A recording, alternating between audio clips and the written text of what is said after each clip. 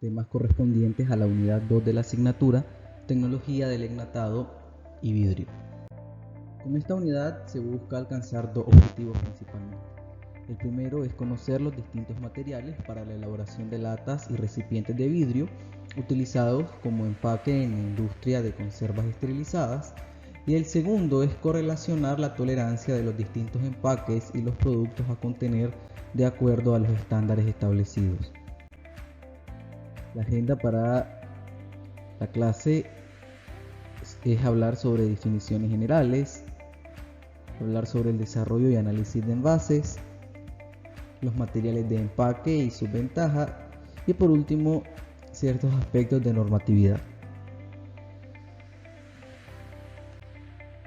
El hombre desde siempre ha tenido la necesidad de trasladar de un lugar a otro diferentes artículos y productos, y para eso se ha ayudado de ciertos materiales como pieles, hierbas entrelazadas, hojas grandes, vasijas, barriles, morrales, entre otros, que cada uno va a tener la finalidad en común de garantizar ciertas características especiales de los productos que contienen.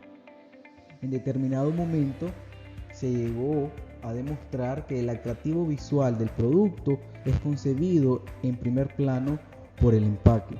Es entonces que se entiende que en la imagen gráfica de un producto planteado desde el envase se vuelve el vendedor silencioso. Hay que recordar ciertas definiciones sobre envase, empaque y embalaje que se ha estudiado en asignaturas anteriores. El envase se puede definir como el envoltorio que tiene contacto directo con el contenido de un producto y va a tener la función de ofrecer una adecuada presentación. Por su parte, empaque se puede definir como la presentación comercial del producto y que va a contribuir a la seguridad durante el desplazamiento y logra su venta. Todo este atractivo y este vendedor silencioso se logra a partir de ese empaque. Y el embalaje es una forma de empaque que va a envolver, contener o proteger y además conservar los productos envasados. El embalaje podemos decirlo que es el envase de diferentes presentaciones de productos ya envasadas.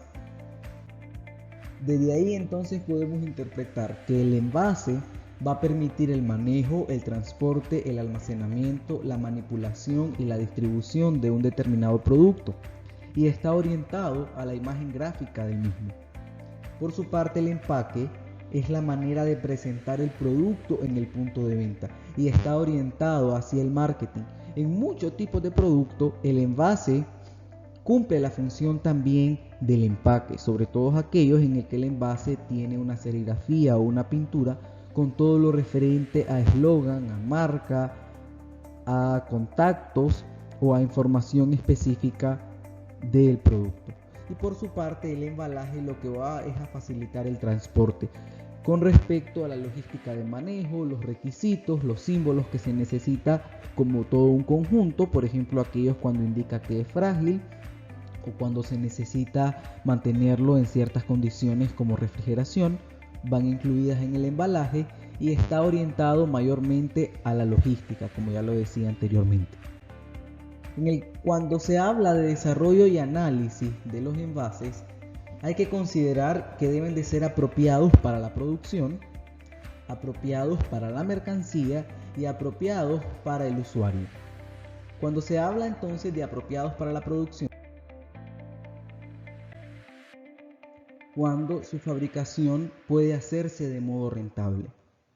Aquí se habla entonces que los moldes, sobre todo cuando son envases termoformados, sean factibles para ser producidos, que el material sea nacional, puesto que si el material es importado, los costos aumentan, que el envase sea rápido y sencillo de elaborar, que la fabricación sea rentable y no solo desde el punto de vista económico, sino ambiental, que las dimensiones sean adecuadas para archivarlo y almacenarlo, y además que la forma de distribución sea óptima y eficaz. En cuanto a los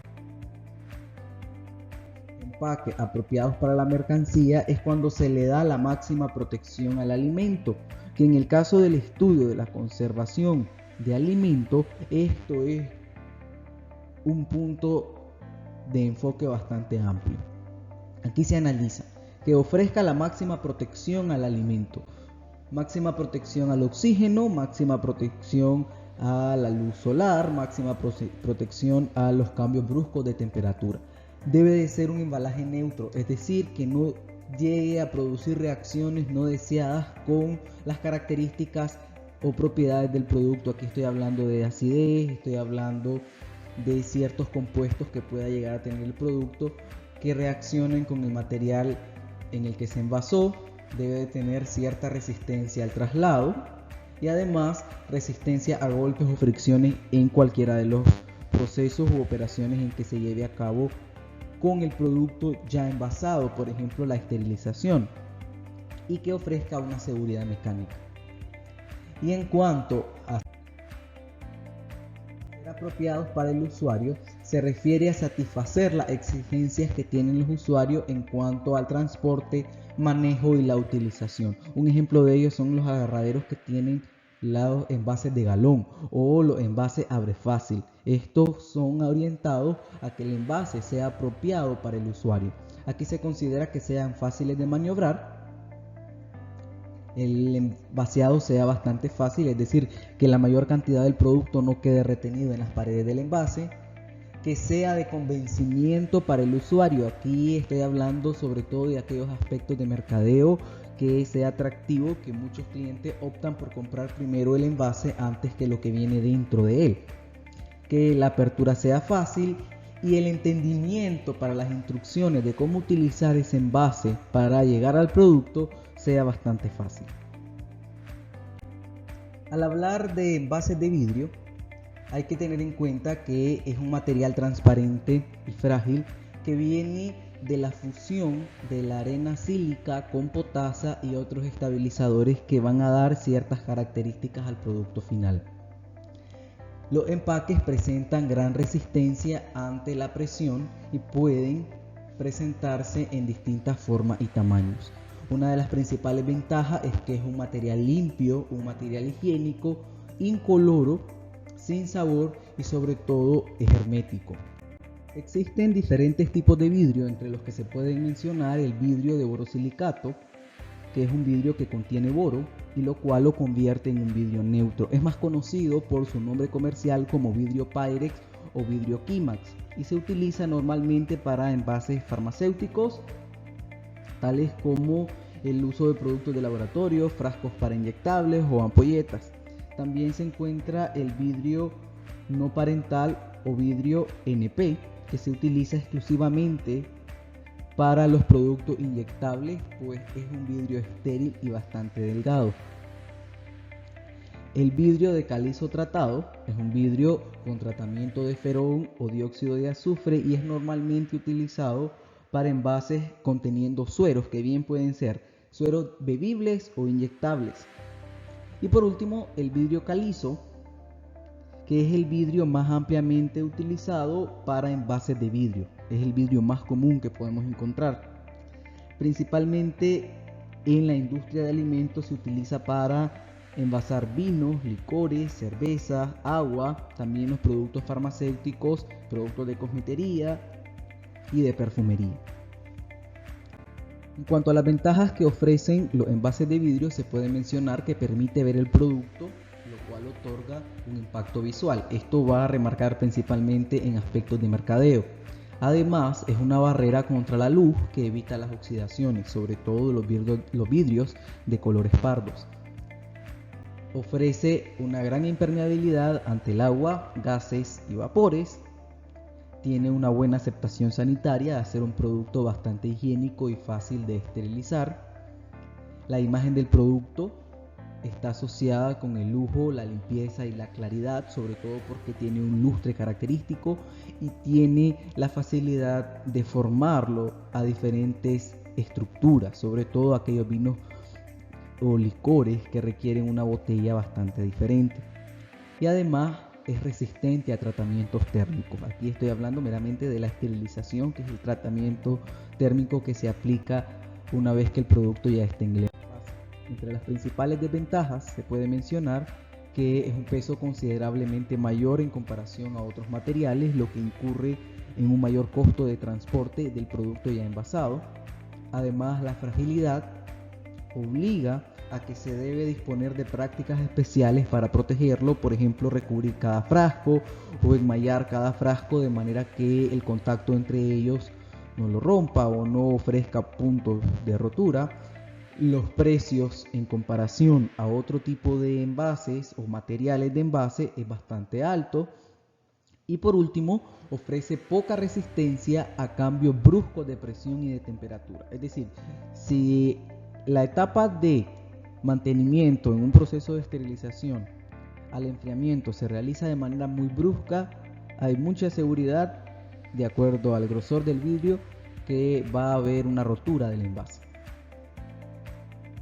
En cuanto a los envases metálicos, podemos decir que es un producto rígido que sirve para depositar y contener productos principalmente líquidos y sólidos. También se pueden contener productos mixtos.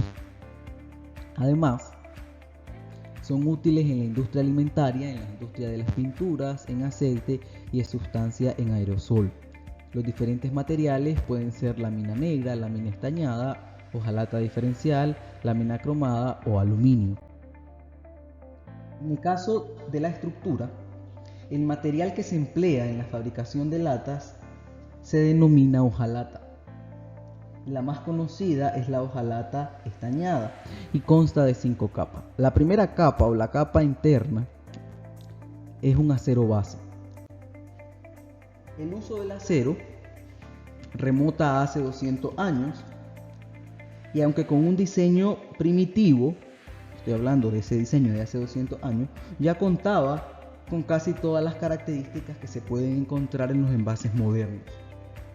La lata de acero supuso entonces una revolución en el mundo del envasado de los alimentos, ya que fue el primer medio de conservación y envasado de comida a una escala industrial con buenos resultados. Y esto se debe a las características del acero comercial, son tan buenas que en la actualidad no existe ningún otro material con que pueda competir. Los envases de acero proporcionan una excelente barrera contra la luz, contra los gases, contra la humedad, y a esto se le suma la solidez y la resistencia al calor que tiene este material. Luego sigue una capa de aleación de estaño hierro, una capa de estaño libre, otra capa de óxido de estaño, que a esta capa se le conoce como zona de pasivación, y esta zona es para proteger contra la corrosión en condiciones ordinarias. Y por último, una película de aceite orgánico.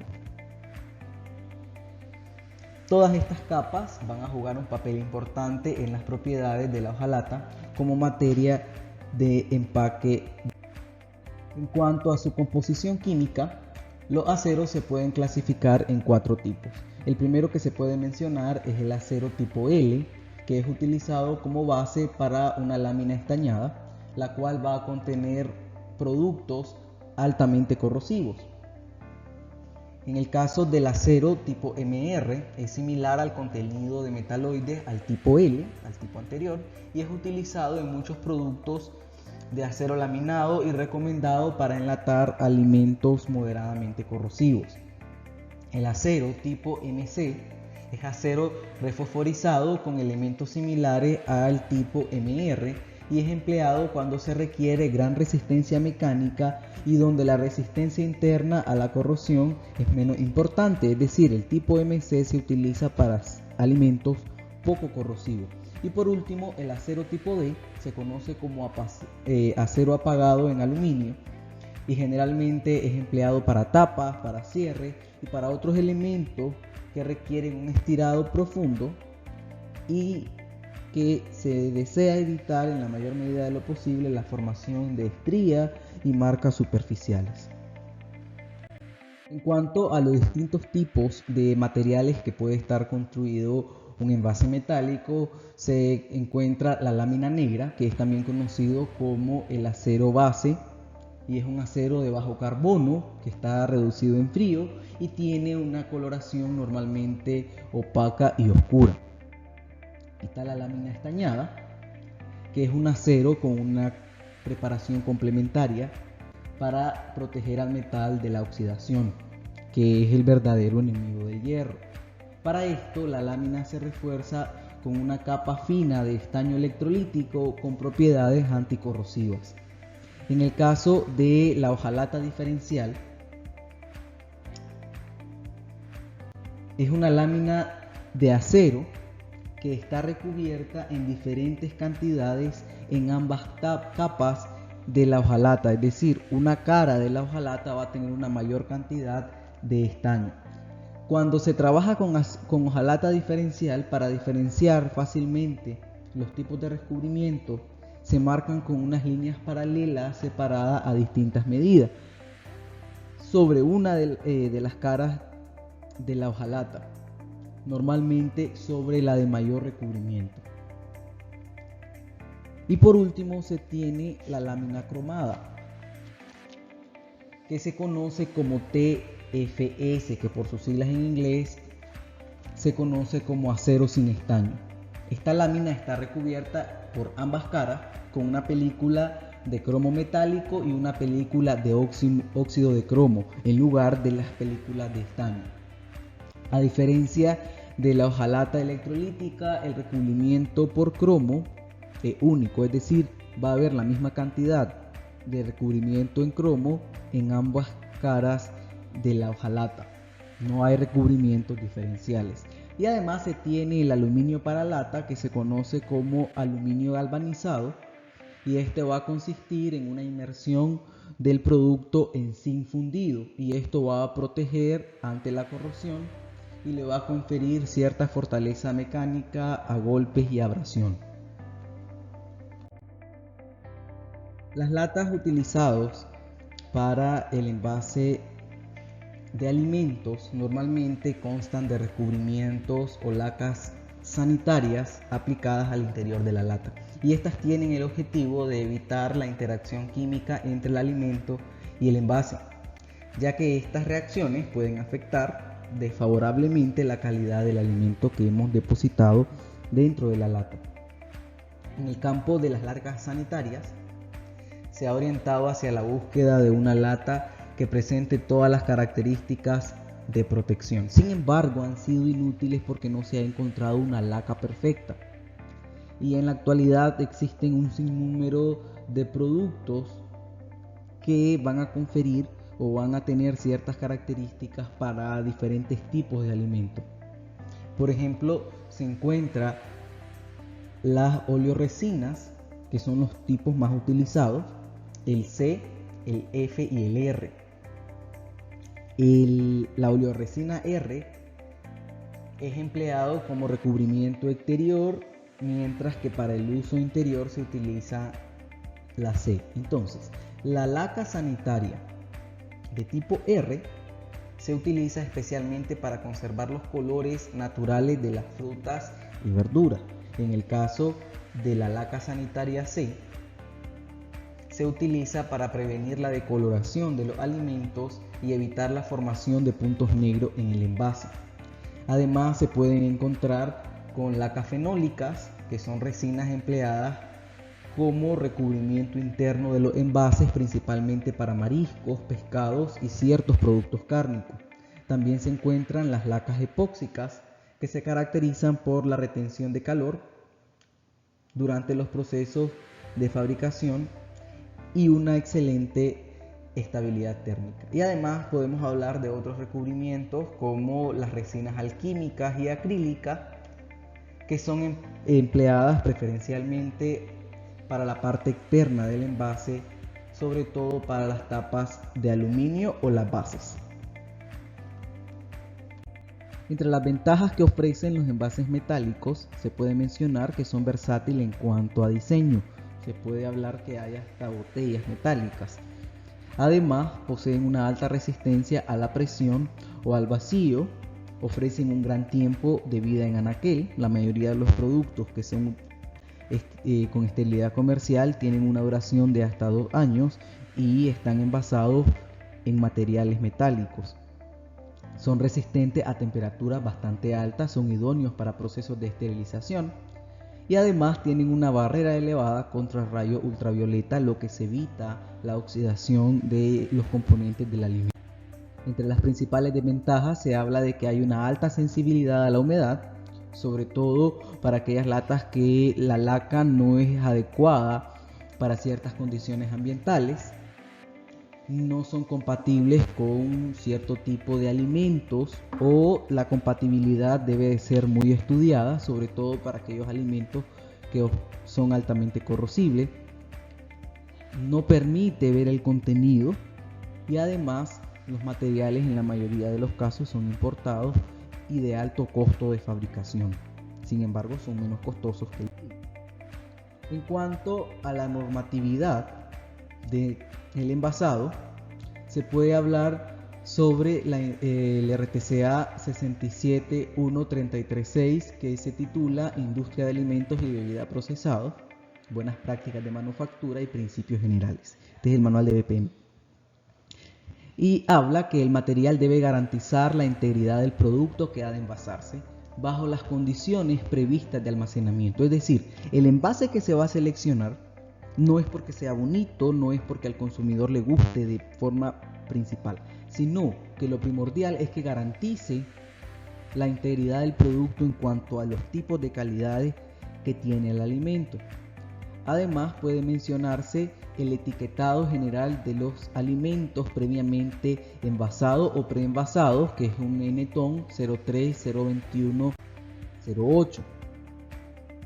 Y también se encuentra el RTCA 6712210, que es el RTCA sobre el etiquetado general de los alimentos previamente envasados o preenvasados, que en el caso de Nicaragua esto vino a suponerse sobre la NTON que mencioné anteriormente, y él plantea que en el envase debe de ir el nombre del alimento, la lista de ingredientes, el contenido neto y peso escurrido, nombre y dirección de donde se fabricó ese producto, el país de origen, la identificación del lote, el marcado de la fecha de vencimiento e instrucciones para la conservación, las instrucciones para el uso también.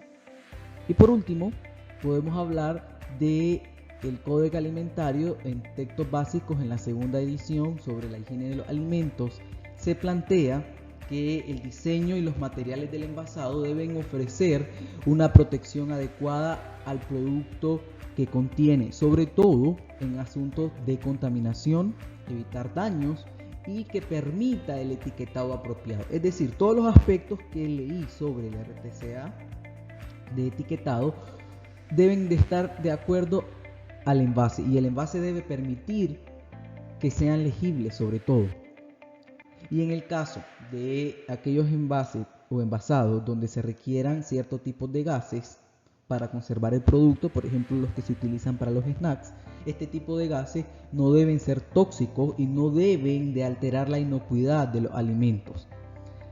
Igual, si el material del envase es reutilizable, este debe tener una duración adecuada, debe de ser fácil de limpiar y en caso de ser necesario se debe desinfectar. Lo que sucede con los envases de vidrio, el ejemplo más conocido son las botellas de vidrio de la bebida gaseosa, que son envases reutilizables y que las legislaciones pertinentes lo obligan a limpiarlas y a desinfectarlas.